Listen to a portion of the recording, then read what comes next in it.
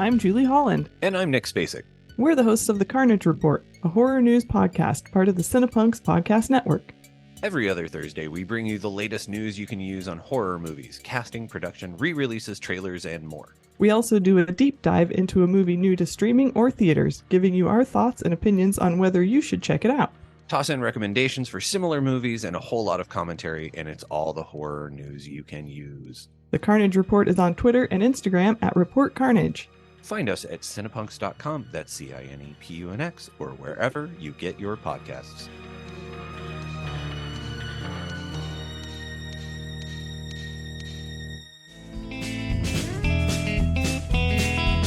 Howdy, folks. My name is Owen Brand. And I'm Katie Cadaver. And we are co-hosts of the VHS Vault podcast, where old is new and cringe is king. We are a podcast dedicated to bringing you old and obscure movies from deep in the vault. That's right. You can listen to us on Spotify, Amazon Music, and on Planet Rage Radio Thursdays at 8 p.m. Central on the Live 365 app. You can also follow us on Instagram, Facebook, and YouTube. And email us at vhsvaultpodcast@gmail.com.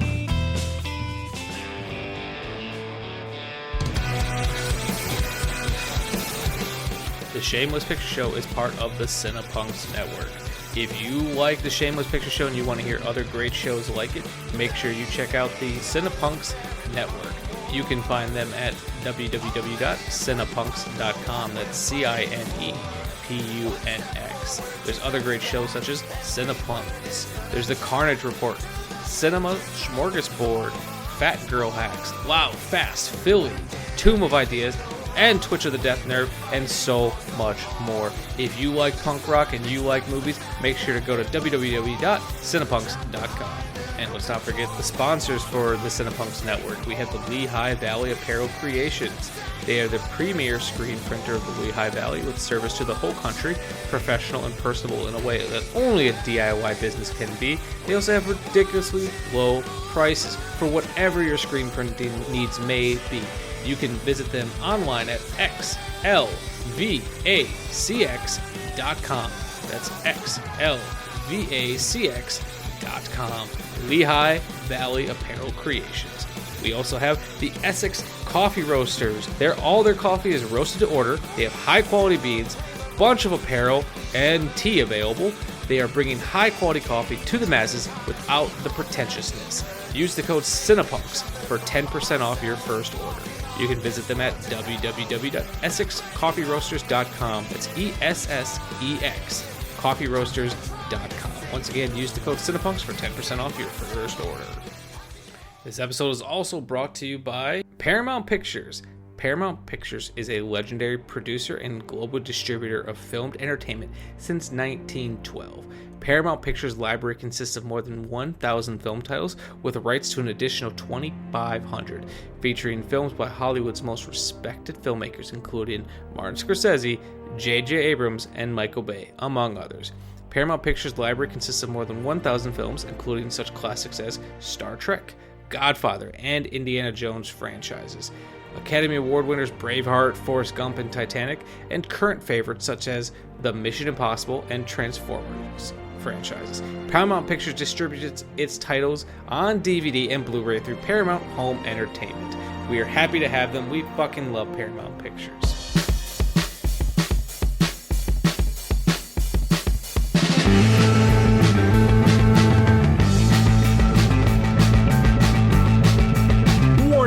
This movie podcast actually discusses movies. Be aware that it may discuss any of the following elements: endings, surprise twists, unexpected cameos, and all manner of spoilers. If this doesn't appeal to you, why listen to a movie podcast?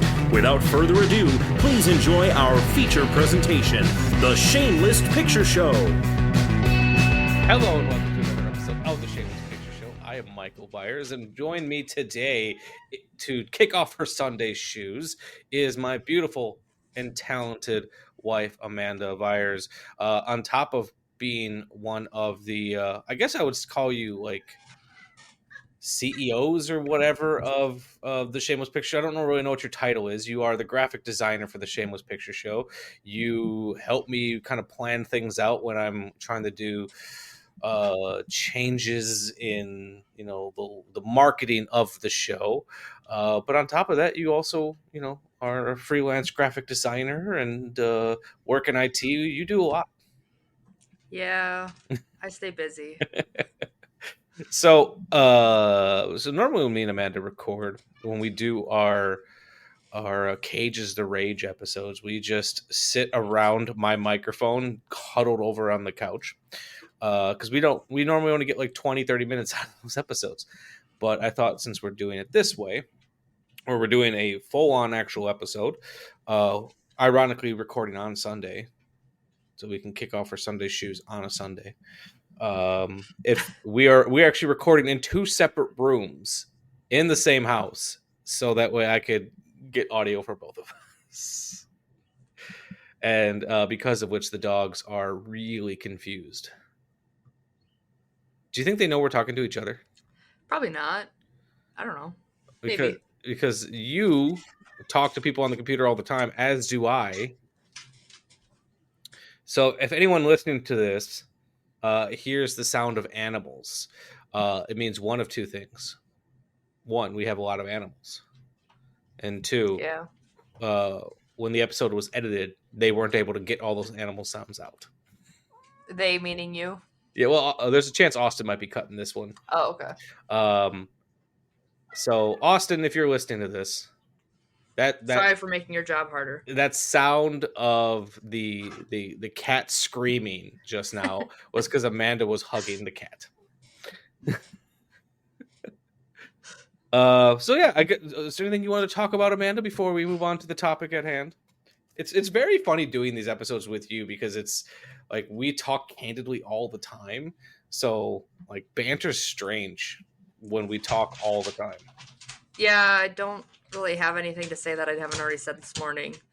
So yeah, as we had coffee together, ate our oatmeal, and watched Dawson's Creek. Yeah, I guess let's talk about Dawson's Creek. How do you feel about the progression of Dawson's Creek in season 5?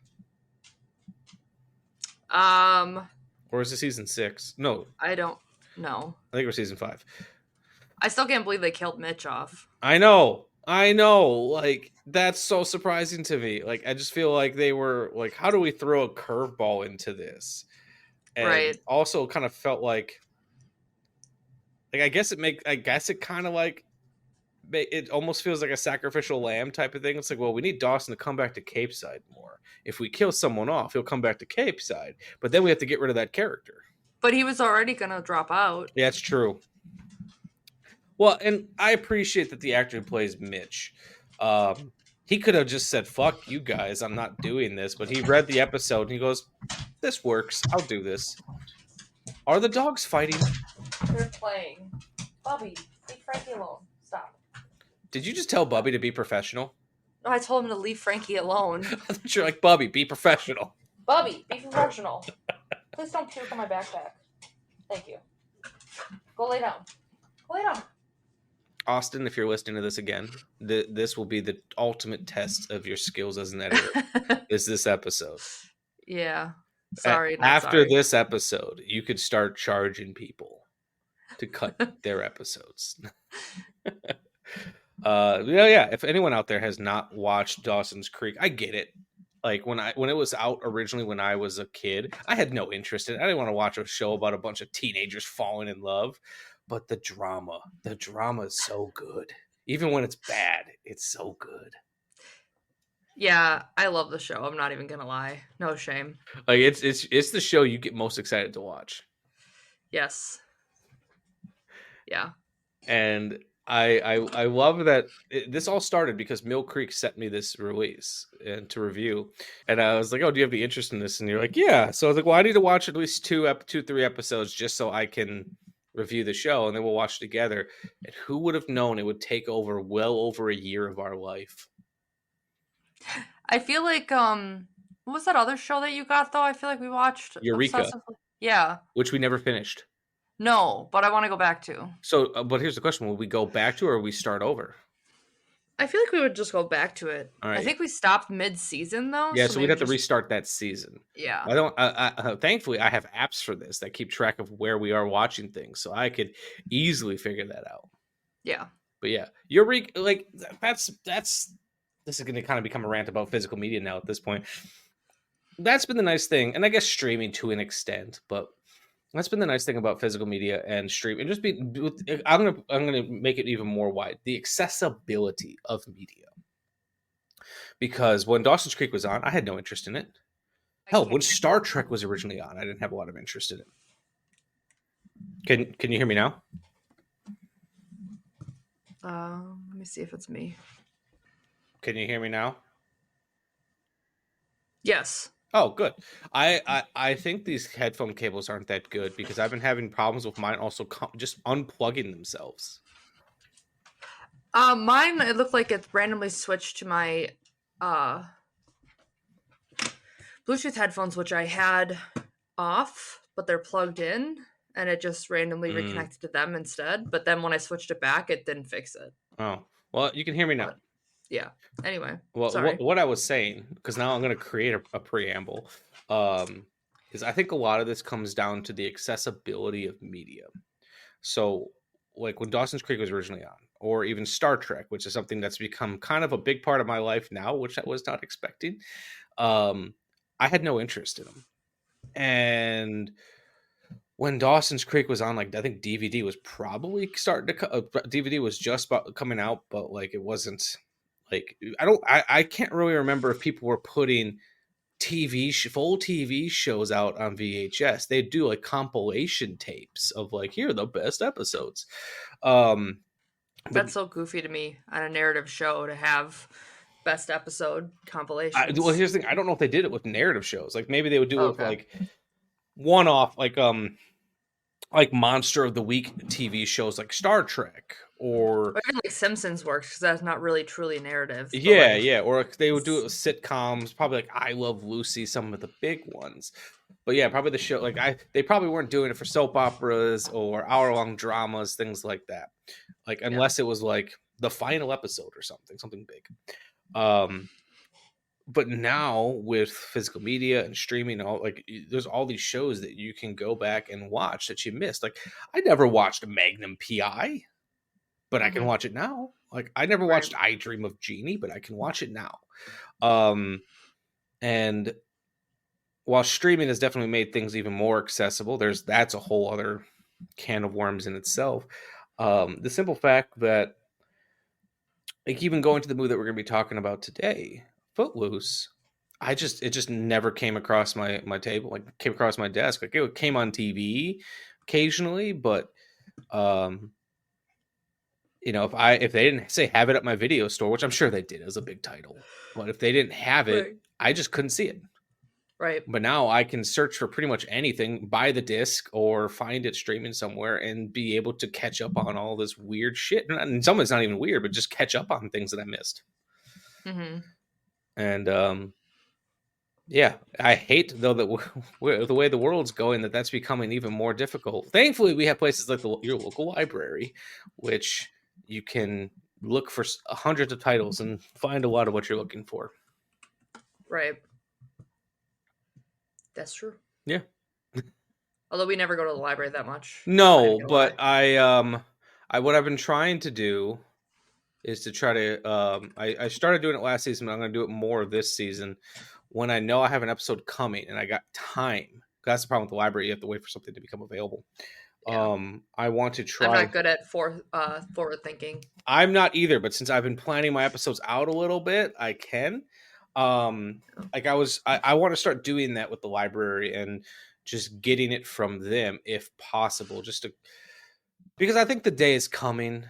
We're not quite there yet, but the day is coming where streaming is gonna not be a big part of our lives if these companies keep up with the way they're doing things, or at least less big of a part. Like the simple fact that we can't. The whole point of streaming was to be able to watch what you want where you want, and now we can't even use Hulu outside of the house. Is fucking asinine to me. Right. 1 second, okay? Yeah, everything okay? Actually, hold on. Never mind. I just turned my Bluetooth off. It switched again. Do you have your headphones on? I turned them off. I mean, they don't really have an off button, but I put them in there. What you mean? You're like little ones? Yeah. Turn Bluetooth off on your computer. I just did. Oh, okay. Yeah, that's what I just did. Okay. But what I want to start doing is just getting things from the library because, like I said, we have streaming services for now. But if everyone keeps cracking down on when we can watch and where we can watch, then it's stupid to me. Looking at you, Hulu. Yeah, Hulu and Disney. Yeah. Like, I get it. You don't want us password sharing. But if I can't watch it on my iPad when I'm on vacation, that's stupid. That was the whole point of it. Yeah. Or can't watch it on multiple devices in our own house. Yeah, like Not even at the same time, just like use one TV instead of the other. As of right now, we might have gotten that figured out, but I haven't logged into the one upstairs yet. But that's where the problem started. So yeah. Well, it wasn't letting me log on my phone or the iPad or anything either for a while. Which now I've been able to do that. So fingers crossed, but I do plan to reach out to Hulu and be like, hey, why can't I watch it on my iPad when I'm on vacation? Yeah. But that's a rant that I've been ranting about for a while. Hell, I've ranted about this on Austin's podcast as well. Pretty much anyone who will let me talk, I will talk about this subject. Amanda, before we move on to Footloose, do you have anything else to say about streaming, the world of accessibility, physical media, all these fun things that you listen to me talk about all the time? I guess not really. Okay. I mean, we only have an hour to record, so I don't know. All right, then let's move on. So on today's episode of the Shameless Picture Show, we are doing a movie that Amanda has pitched to me back at the beginning of this podcast.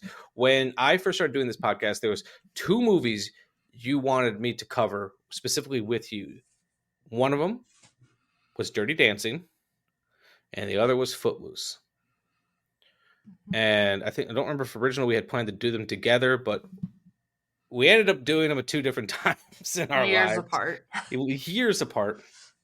And it always seems to happen when one of these movies finds a way into our lives. Like, we just decided that we are going to do Dirty Dancing, and we got Dirty Dancing on disc.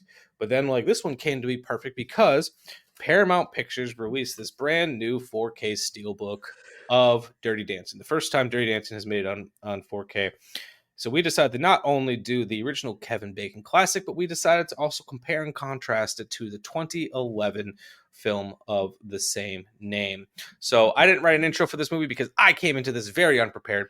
So what I'm going to do is I'm going to read the back of the boxes and just see how they describe the same plot in 2 different ways.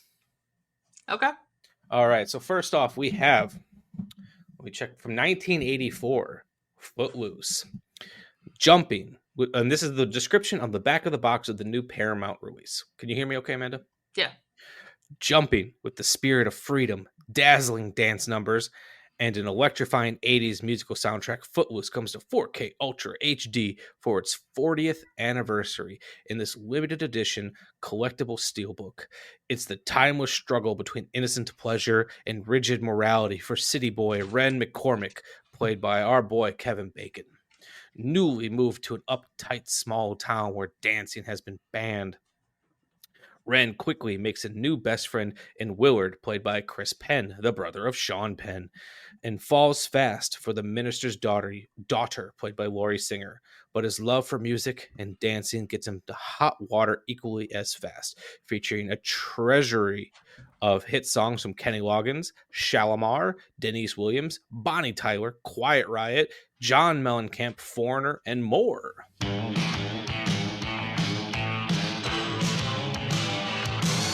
He's the new kid in town, and the music's on his side.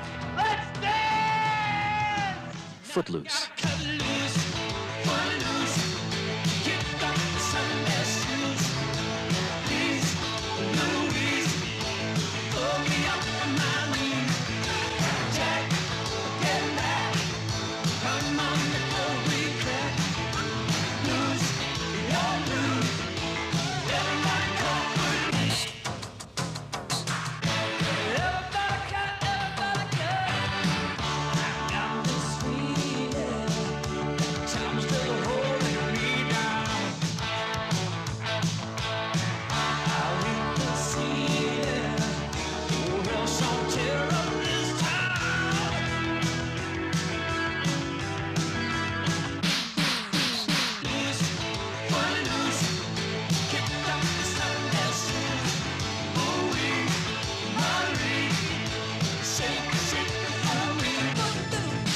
Paramount Pictures presents Footloose. And then from 2011, we have Craig Brewer's film of the same name, Footloose. And this is also released by Paramount. Let's see what they say. On the back of the box, Brian Erdy of CBS TV says the movie is awesome with a period. Which I do have a story about how they pick those pull quotes. Okay. The 1984 classic is now the modern hit that will make you stand up and cheer. Big city teen Ren McCormick, which... Oh, they actually changed the spelling of, which is really funny to me. Did they really? Yes. In Footloose 1984, it's MC, capital C, O-R-M-A-C-K. In the 2011, it's M-A-C, capital C, O-R-M-A-C-K. Why? What a weird thing. The 1984 classic is now the modern hit that will make you stand up and cheer. Big city teen Ren McCormick, played by Kenny Wormald, moves to a quiet town and discovers that the hardline minister has outlawed loud music and dancing. But everything changes when Ren challenges the ban, revitalizing the town and falling in love with the minister's daughter Ariel, played by Julianne Hough. Critics and audiences agree Footloose has an infectious spirit, so get ready to cut loose.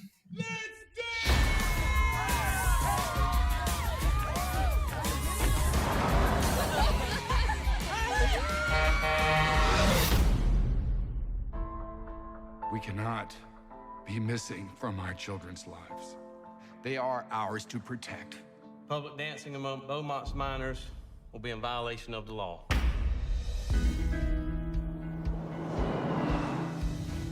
Mama, it's Ren. He's here. Hey, girls.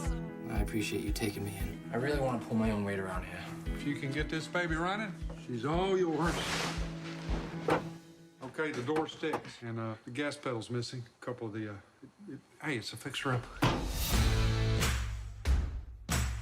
He's cute. You think everybody's cute? Hey, watch where you're going, little guy. Sorry, man, I didn't see it. Where are you from? You talk funny. I talk funny? Mm-hmm. You should hit you from my end. What's up, man? I'm Willard. I'm Ren. McCormick.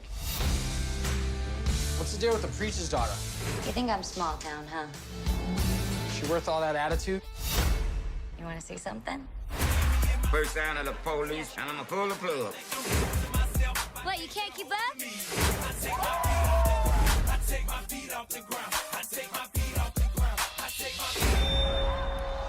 What, am I grounded? Do I gotta go to prison? What am I gonna do with you? There's nothing to do, Daddy. This is it. 3 years ago. 5 seniors died in a car crash coming home from a dance, and that's when the whole town went crazy. You want to go out and get some cheap thrills? You do it outside of Beaumont. Thinking I could do something. Maybe have a shot at making a change. I don't want you to see that boy. Why? Because I've heard he's trouble. Watch that attitude, son. We speak for this town because we are from here. I know you gotta do what you gotta do, but that ain't gonna stop it from happening. There was once a time for that law, but not anymore. This is our time. We can come here to dance.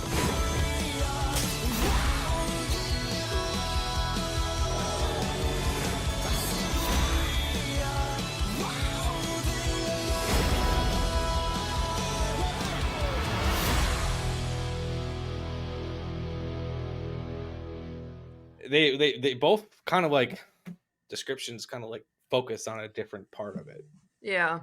I feel like the newer one makes it more of like really drives home him fighting back against the town. I feel like in the new one they show a little bit more of the politics, like what he has to do to change it. So I guess that kind of makes sense. Yeah. So before this episode, I had never seen either Footloose movie, and to the point that people were like surprised. They're like, "You've never seen Footloose?" You know, and that's the whole reason we created this show, was to knock these important seminal films off of my shame list. I think even Davina at work was like, I was going to be pissed off if you hadn't seen Footloose. I didn't realize that Footloose is that. It is a popular movie. People really love this movie. I will say, after rewatching them, Dirty Dancing is a better movie. Oh, 100%. So tell me about when you first saw Footloose. My story of seeing Footloose isn't that interesting. I saw it a couple weeks ago. I mean, mine's really not that interesting either. I saw the 2011 one probably when it came out. Um, I assume we probably rented it somewhere because I don't think I saw it in theaters. Mm-hmm. And then I'm pretty sure I saw the original one after the remake. All right, let's talk about that. So you saw the 2011 film first. You clearly liked it to some extent. Yeah. And it made you want to go seek. Did you then choose to seek out the original one, and or it just kind of come to you at some point? Pretty sure I like went and rented it from somewhere. And that's interesting because whenever people talk about movies getting remade, they're always like, well, I hate that this is going to be what people are going to associate with the title of this movie. No, people will go out and seek out the original one. It's not the first time I did that. Like I saw when I was younger, I saw Shaggy Dog, and then I went. Oh, the Tim Allen movie? Yeah, and I went and I found the original one so I could see the original one. Okay, I don't think I've seen that. Wait, no, I've seen the original. I think I've seen the original one. I don't really remember either of them very well now because I feel like I was fairly young when that came out, but I don't know. It's seeing one of them and liking it makes me like curious what the other one, the original one, was like. Okay, so when we watched both Footloose films, we definitely noticed that while they have the same plot, like there's pros and cons to both of them, and so like. After having watched both of them just recently, do you have a preferred version of Footloose? I would almost say I think I like the original one better. Mm-hmm. At least now. I don't remember which one I preferred before, but I thought it was kind of funny how many of the songs are very countrified in the new one. Yeah. Which was something that I probably gravitated more towards when I was in high school. Because I liked country a little bit more then. You had your boot scooting phase. Yeah. Whereas like now, I mean, I guess I like country more now than I did like 5 years ago. Like I've kind of gone through like a phase with it a lot. Yeah. But still, like some of the songs, it was like, why did we make this country? Yeah, and it's funny, like Kenny Loggins, his big song "Footloose." It's funny. I've listened to it recently after watching this because it came up on a playlist, and I listened to it, and then I went and listened to the new one that they recorded. And it's funny, the Kenny Loggins video the Kenny Loggins original song has almost the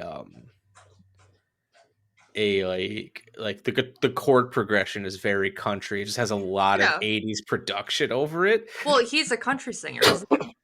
Kenny Loggins? That's actually a good question. I thought he was.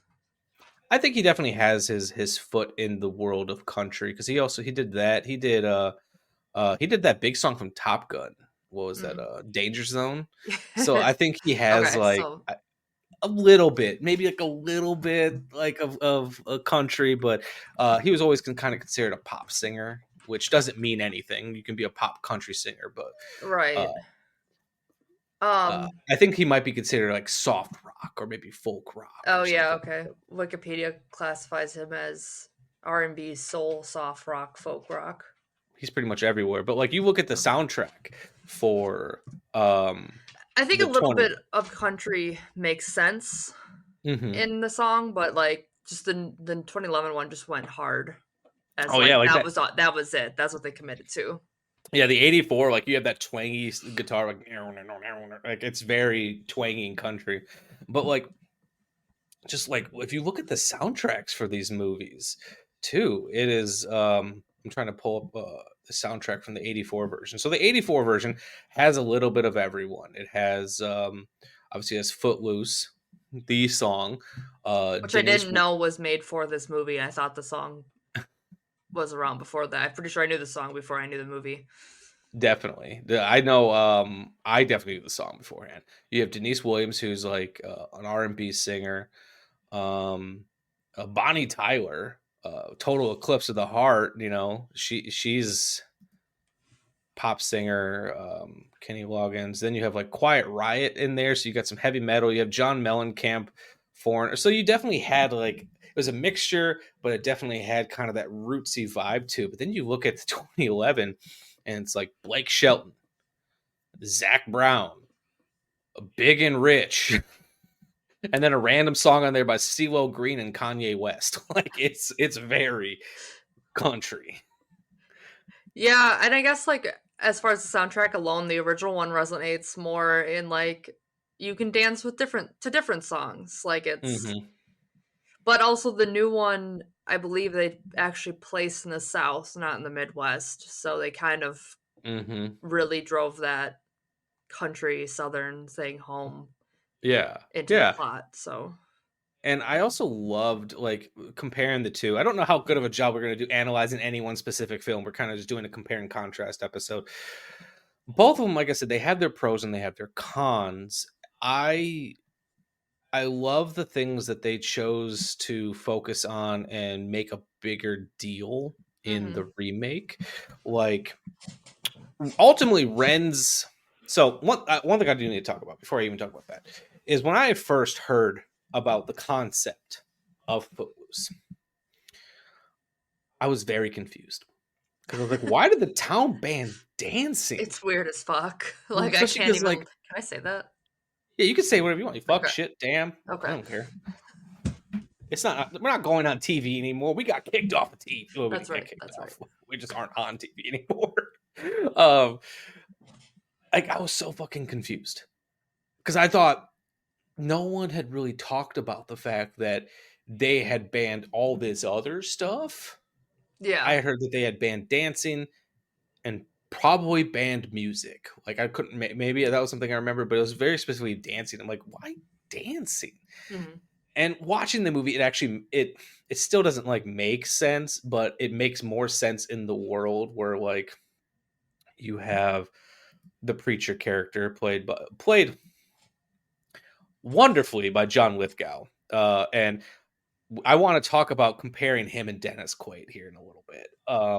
Played wonderfully by my one of my favorite character actors, John Lithgow. So when Reverend Shaw Moore, he's got this whole thing about against dancing and partying and all this other stuff, and because of his son having died in a car wreck after having a night out partying, not necessarily just out dancing, they were probably drinking and doing all this, just being generally reckless. So I can kind of get that. I still think it's misplaced, but I can get how they got there. Sort of, yeah, but I guess like it's just weird to me because it's like they died and going the wrong way on a one-way bridge in a car. Like really it had nothing to do with the dancing at all. So I still think it's kind of goofy. Like I guess it's more so they're just trying to outlaw parties, but like I also think, at least from what I remember in the newer one, I think they explain it a little bit better because the original one kind of, it seems like it's like dancing is not allowed, period. But then in the new one, they specifically explain that like you're not allowed to dance if you're underage. Yeah, and I think unless you can't, like, dance in a group. Well, unless it's like at a school function or a church function. So it's like it makes a little bit more sense because it's like, so basically they're outlawing parties is what they're outlawing. Whereas the original one, I don't remember them ever specifying that, so it seemed a lot more like no one's allowed to dance, and it's like, so as like a 30-year-old, I'm not allowed to dance at my wedding? Like I don't understand. Yeah, it was very strange, and like they both movies kind of talk about the idea that loud music, disorderly music is banned. Yeah, distracting. And in the new one, Ren takes it really fucking far by putting that giant speaker in his car. Like, no wonder he got pulled over for that. Like, that has to be a violation of some sort. That car should be a violation where he has a pull cord to rev the engine. I'm pretty sure that is not legal. Yes. Yeah. But so like I can get that, but like Ren's best friend Willard in the original. Like they make it feel like music is so banned to the point where like he makes a comment. It's like, oh, we have a radio in the house, but it's never turned on. Yeah, that's what I mean. Like it's like so much to like an unbelievable level. Whereas the new one, I do think leveled that out and like, okay, this makes a lot more sense. Yeah, No they feel parties, sheltered, but not like they not don't like, know what music is. yeah, because yeah, it was very confusing in the first one. I also think that the way Ren's uncle acted in the first one or the original one also just drove that home because like Oh he my had no god, I interest. hated that guy. Right, and like I like his uncle, the character who played or the portrayal of his uncle in the new one is a lot better in my opinion, a lot more realistic, and then also just like a better character because he's not like so shitty. He's like he got a ticket for having loud music. Are you kidding me? Mm-hmm. So like he's a little bit more of like on Ren's side, which I also think is important considering Ren in the remake doesn't have either of his parents. Yeah, and I'm like, that was an interesting change because in the original one, obviously he's there with his mom, and at first I feel like at first we're led to believe that his dad died, but then you find out that his dad abandoned them, which kind of explains some of his outbursts. That being said, he doesn't really have like he. They make all the characters are trying to like all the characters in Authority are trying to make both versions of Ren out to be like some hooligan. The man just wants to dance and do gymnastics. Like he's not that bad. He's not that bad. Like Ariel's boyfriend in both of these is far worse of an influence than It's not Ren even is. like he's trying to. I mean, I think they do go to that bar to dance, but like we never really see him like trying to drink or trying to like do anything that's like typically illegal. Like it's illegal in their town, but what a square. He goes to a bar to dance. Like I'm sure they are getting drinks on the down low, but like he went there with the explicit purpose to dance. Right. But no, like I loved Ren's uncle in the 2011 version, and to the point like I was a little like what's the word I'm looking for? Like I was standoffish about him because of how shitty his uncle was in the original film. Yeah. That it went into it just like not trust him. Like when are you gonna be an asshole? And he never was. No, like he was very down to earth and realistic about like, you know, like he encouraged Ren to get his life together, but not in like a ridiculous way, I guess. Like the other one is like, don't do anything. You got to be perfect. You can't do anything wrong. We don't do music. We don't do any of this. So I think I like that better. I also like seeing Ren with his nieces or his cousins. Yeah. In the remake. Yeah, we got a little bit of them in the original, but like they were more shitty. Like they would make snide comments. And like they would make like comments in the other one, but I don't know, it was less maybe it was because the father wasn't as ridiculous, so it wasn't like, oh, they're gonna grow up to be shitty. It was more just like they're little kids. Yeah. And I also so like those characterizations were very much appreciated. And then like yeah, I knew I liked the uncle from like the moment where after Ren got pulled over and he's like he got pulled over for listening to music. Like even where this is like a thing is like that's fucking stupid. Right. That's fucking stupid. Especially because it's not like he was in the middle of a subdivision or a neighborhood. He was out in the middle country. of nowhere. Yeah, like it's not, and it wasn't at night. It like flat out in the middle of the day. Yeah, it was just stupid as fuck. Yeah. And he acknowledges it. Ultimately, I think the movie both movies are at their strongest. Like, is the quote unquote bromance between him and Ren and Willard. Yeah. Like in both versions, I love their relationship in both of the movies, but I almost feel like I like Miles Teller in the 2011 movie as Willard better than Chris Penn. Yeah. Maybe just because I like Miles Teller a lot, and him just being a baby in this movie was just really amusing to me. Yeah. I feel like they're becoming friends in the original one seemed kind of almost out of place. Yeah. but in the remake it made more sense. I don't know why. I can't really remember exactly why, but it seemed kind of...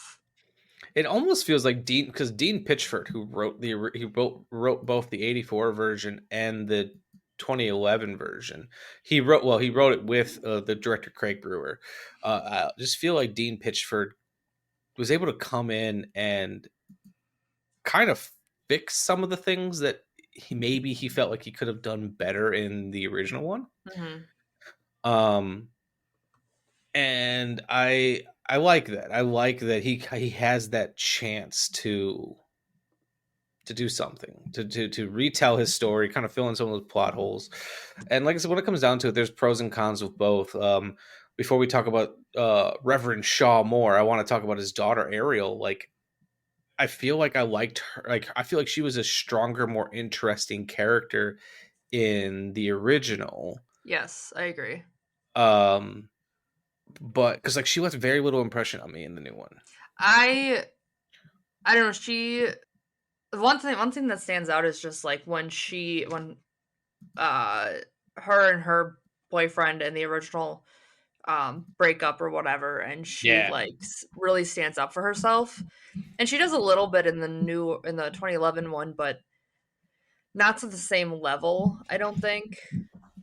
Yeah, it feels like in the original one, like she was rebelling against her father. I mean, she is in both of them. Yeah. She's rebelling against her father and rebelling against these rules. But the Ariel in the 2011 version felt like she had a fucking death wish. Like her playing chicken with the train. True, but we're also the 1984 one. She sat out the car window between two cars as a semi truck was coming. She had a death wish in both movies. You know what? That's fair. I forgot about that scene. That's fair.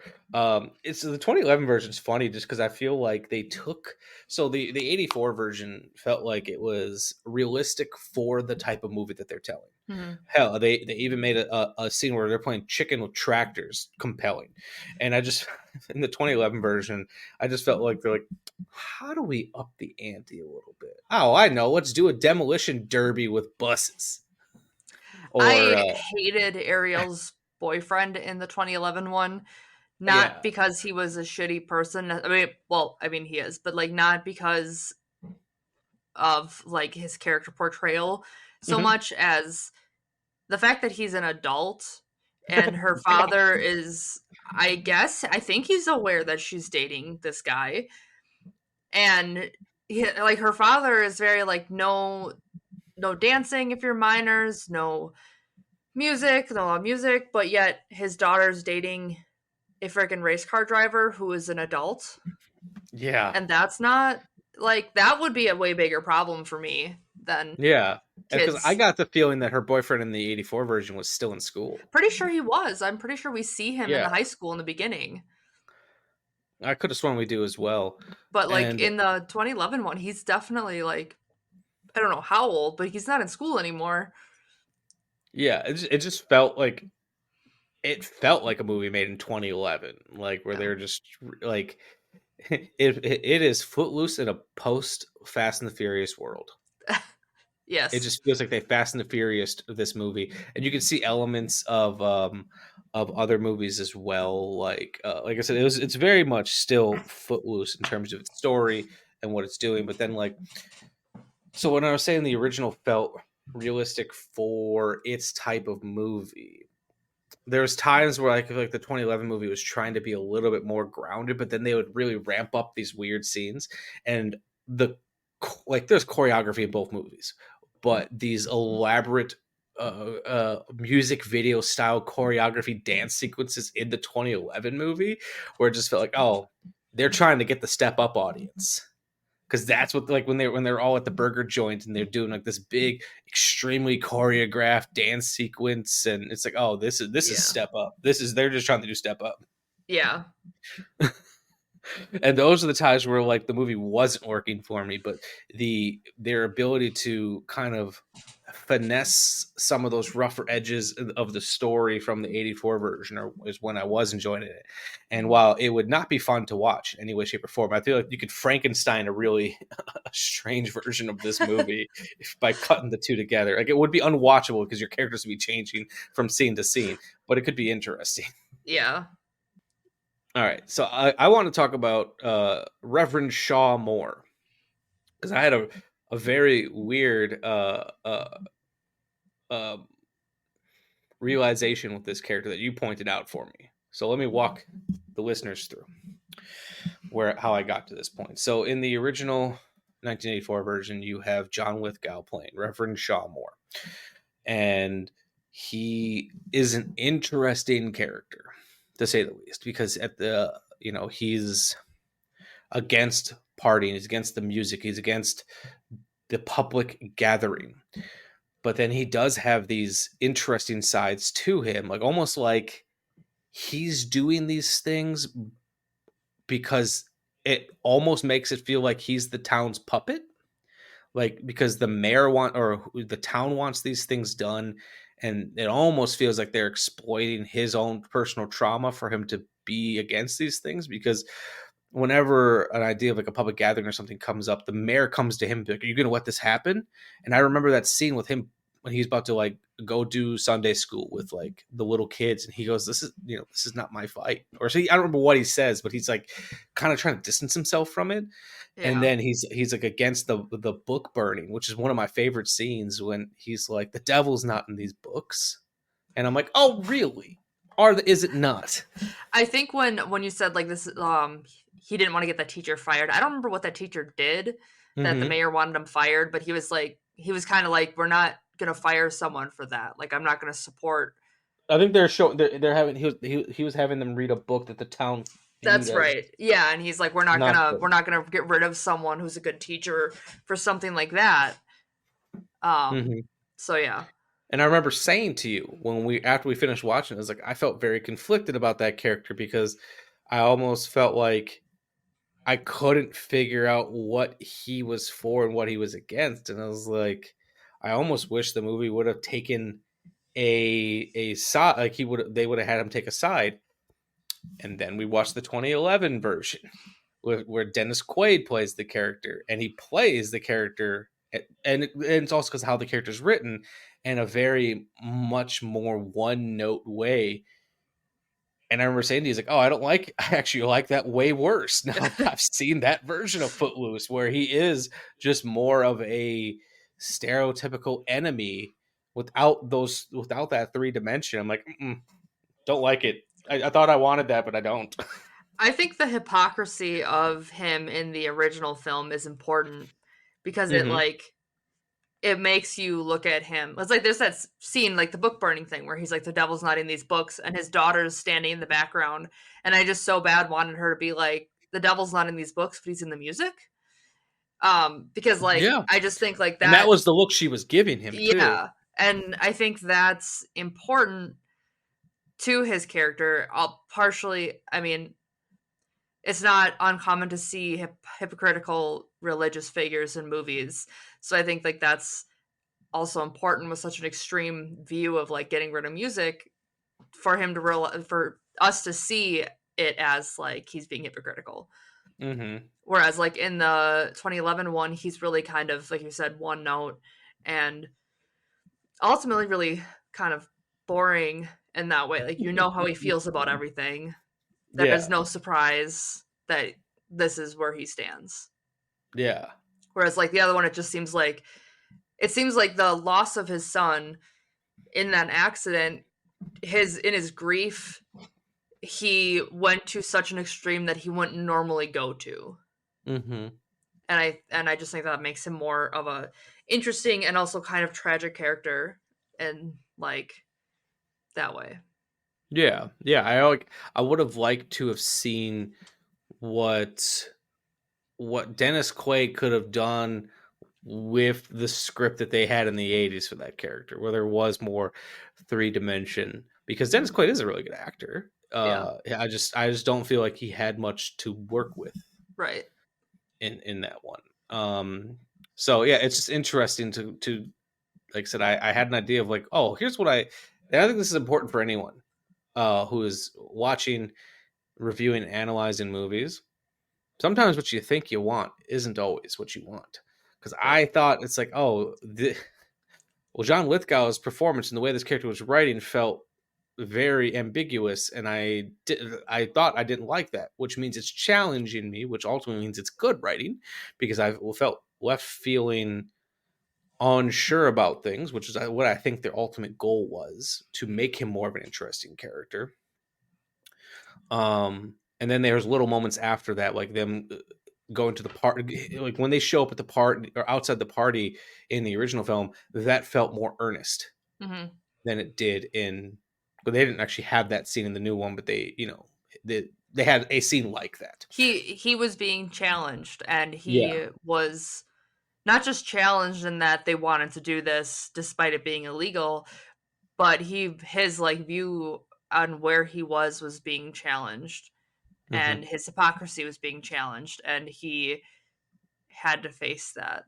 Yeah, and I think that ultimately made, and so like I left the original movie thinking like, oh, I didn't like the way that made me feel inside. I think we need more of a villain. And then we got and he even like Dennis Quaid's portrayal of him as a quote unquote villain was not that bad. No, but especially he because was more one note, and it yeah, was boring because of that. I think his character was so much less of a villain because of how more realistic the ban on music was in the new one. Like, I think if it was like completely outlawed, like it felt in the 80s version, he would have been more of like ridiculous. But then kind of smoothing that over and putting that in a more realistic light made his one note less of a villainy thing. And it just was like, you're just boring. It's kind of stupid. Yeah, it's like he has this feeling inside of him that he's unwilling to change, despite all these facts coming towards him. But yet, John Lithgow's character, you definitely feel like he's listening, yeah, and understanding and processing, even if it doesn't change his mind. He's listening and being understanding in that way. Yeah, and he's realizing, I think, that his grief is what led to him making these decisions. Whereas I'm not entirely sure. I know like it's discussed, but I'm not entirely sure the 2011 one that he really truly puts that together in the same way that I think he does in the 80s version. Oh, I definitely get that. And if anything, if I had to like I said, I liked both versions of this movie. I can see at any given time revisiting either one of these two. Yeah. You know, if you're like, oh, I kind of want to watch the 2011 one, I don't feel like we necessarily have to watch them together. Because they kind of both hold up in their own different. They're almost shot for shot remakes, I think, in a lot of ways. Like the performance is different, but the beats are in the exact same spots, pretty much. Yes. But at any given time, I feel like, oh, I just, I want this version of the character. I want this version of the character. But if I had to really say, like, where I think the 2011 one, where it struggles the most, is the fact that it is so similar. And it's not even the story beats, because you're going to have those story beats going into it. When it tries... At times, I feel like it wasn't trying hard enough to be its own film. I agree. And when it's trying to be like, hey, y'all remember this from the original movie? That's where it's not working as hard. Because I get why they're doing that. They want people who like the original film to like, oh, I remember this. When I think they should have just really placated to their young MTV audience. And I'm only saying young MTV audience because this was an MTV film. Oh, really? MTV was one of the producers on this film. So like they should have just went into that. Like, for example, one of the most iconic scenes from Footloose, the scene that everyone has seen, even if you haven't seen Footloose, is Kevin Bacon's just like, I'm so upset, I need to dance sequence. His Jimmy Jr. scene, essentially, where he's like, whipping himself around, and it has all that really like super 80s music video lighting. It's an iconic scene. Yeah, I would not have made the decision to remake that. No. Because it was not done well. No, like you could have still had a I'm so frustrated I have to dance sequence, but they tried to recreate some of the same beats and some of the same, and it felt like a cheap copy. Yeah, absolutely. I feel Even like though this movie had that movie had way more money. yeah, I feel like the 80s one, it felt very like, I don't know, I feel like I remember his dancing as ridiculous as it was. It was like in beat with the soundtrack that we were listening to at the time, and the 2011 one almost felt like he was um like they added the music after and they didn't know what he was dancing to at the time. Yeah. And like I said, Yeah. it's a ridiculous scene anyway, but there's something that's so much more charming and impactful about the 80s version that is 100% missing in the 2011 one. Yeah, it just felt very much like they were just trying to recreate that magic and like almost winking at the camera, and it just didn't work. And Craig Brewer, who directed the 2011 film, has had a really interesting career. He kind of he started getting popular. Like he got started with his big movie was Hustle and Flow, if you remember that movie. And there was a popular song on there called "It's Hard Out Here for a Pimp." And then he would later on go do "Dolomite Is My Name," which about Rudy Ray Moore, which we both loved that movie. He did "Coming to America," the sequel to "Coming to America." He also did Black Snake Moan. So he's had a really interesting career, and this movie feels very out of place for his filmography. Yes. Yeah, I think it's interesting. Back to what we were saying before about how they made it too similar. We've talked about this before with like remakes, and it's part of like I don't feel when a lot of remakes are made, they're trying too hard in general, not just Footloose, to pander to the audiences that like the previous one. And I wish they wouldn't, because they're never going to be happy. No. Ever. Like it is granted, like creating a remake that is more of a reboot and has less to do with the original one is also not going to make them happy.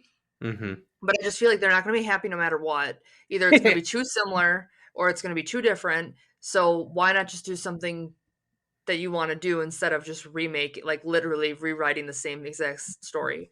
Yeah. And I know people are going to be out there with, why even remake it? Because the studio's going to do it anyways. Right. Well, and like I think there's a lot of value in seeing someone else's interpretation of a story, as long as it's different. Like I don't want to see someone rewriting this thing. Like I don't want to read a book that is the same book as a different one, just written by a different author. I'd rather have a story that someone else made and then they, like it's inspired by, so they remake it in that way and they take their own spin on things. Because I feel like the desire to make it the same is just to pander to people, and it's pointless. Why bother? Because they're not going to like it. Yeah, and like for me, remakes have always it's a form of storytelling in that, at the very earliest times of storytelling, people would, tell a story around a campfire. Someone would hear it, go to another campfire, and tell it with their version of it. And like I don't fault them for keeping some of the same story beats, but like you said, I wish they would have tried something different.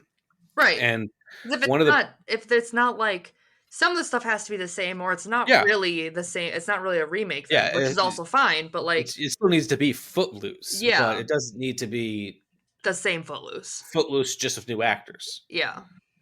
And like there's small things that could have changed. Like a reviewer that I follow on Letterboxd, who I really like, her name is Sally Jane Black. She had a really interesting perspective on this, where she said the film is the opening line is remarkably not the train wreck I expected. This is a review for the 2011 version. Some of the dancing was fun. There were some cute moments, but this should have been a gay film about a small town where same-sex dancing was banned, because that would actually be a powerful film to watch. Yeah. It'd still be Footloose, but that one little change would have updated the narrative for 2011 and then the filmmaker could have had something else the writer, whoever, could have had something else to say. Yeah, also a really impactful thing to say, because like while the first movie said a lot about grief, I don't think the remake said anything. No. Like, I guess maybe a little bit about like fighting back the local government, but like the fight wasn't even that. The fight was kind of ridiculous in general, because like it really, it's a dumb thing to even happen, and it's not really like a big injustice, so I'm not necessarily backing it because it's like a big dumb injustice legal thing. Like, it's more so like, I don't know, I just wish there was more to be said in the new one, the 2011 one. I agree, and like, just because like you said, the original film had a lot to say about grief, but because this movie was quote unquote saying the same thing, it had even less to say. Yeah. And that's ultimately And where it lost me. Yeah, and they're making the priest or preacher more one-dimensional, also took away from the message of grief a lot. And also, and this is a small thing, like the kid who played Ren in the new one, Kenny Wormald, I also just don't think he was that good of an Side actor. note, you kept thinking that it was Zac Efron. Apparently, Zac Efron was supposed to play that role. I'm not sure what happened, but I saw in an article that he was supposed to play it. Interesting, especially because I also read too that Kenny Ortega was supposed to direct it, and Kenny Ortega was started off as a dancer, choreographer who went into directing. He actually directed Dirty Dancing.